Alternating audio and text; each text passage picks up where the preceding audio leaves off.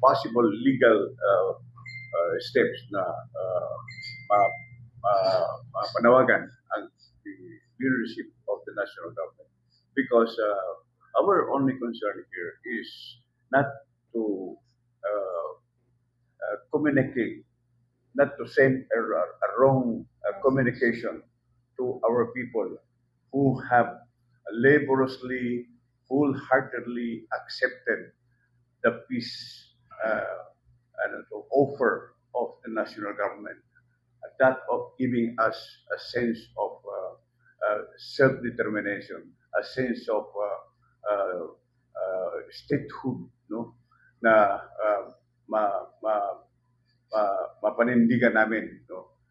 Ngayon ay bubuwagin, sisirain, no.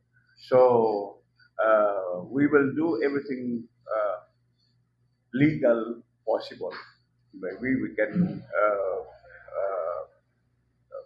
make a motion for reconsideration, although sabi ng mga abogado ay impossible na yan. But we will appeal to the world. We will appeal to those who have labored hard to help us reach this peaceful situation in southern Philippines. No? Palagay ko kayo, mga bata pa kayo, no? Hindi pa ninyo nakita, hindi ninyo naranasan, nakita yung paghihirap dito noon, no? Ng mga sundalo, ng mga ordinaryong tao.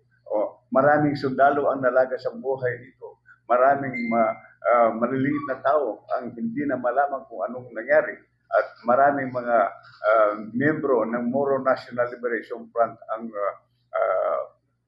nangawala. Hanggang ngayon, hindi pa alam kung saan nailibing, kung saan naiwan. So ito ang meaning, ito ang kahalagaan ng Bangsamoro Autonomous Region in Muslim Mindanao. Malaking halaga, malaking istorya, malaking narratives, no, which should not be played around by anyone. Dahil masakit sa amin, and it should be. We would like to see also the reaction of the national leadership regarding this matter. Ito mga anak na MNLF, no, they have not enjoyed the good life that other children have enjoyed in their early lives. No? And ngayon,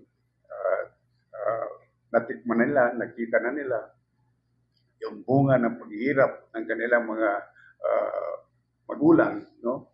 At kasama na sila sa pag-aalaga ng kapayapaan, no? Yung pagsusulong ng mabuting kapayapaan, no?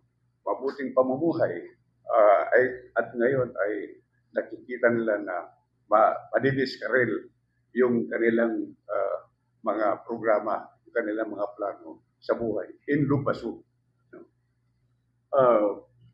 Sa ngayon, lahat ng mga members ng MP Parliament, Member of Parliament will continue to serve, no?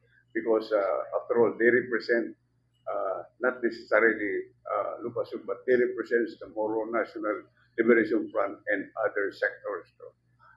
Pero kung kakaroon ng election, ito ngayon ang problema. Dahil if the election will continue, then they have no basis to participate in the election because they are no longer part of the Bangsamoro Autonomous Region in Muslim Mindanao. So magkakaroon pa ng adjustments itong election na ito. So yung pinagmamadali ng national government na kinakailangan makapag-election dahil ito ay democratic process, maaaring hindi mangyari.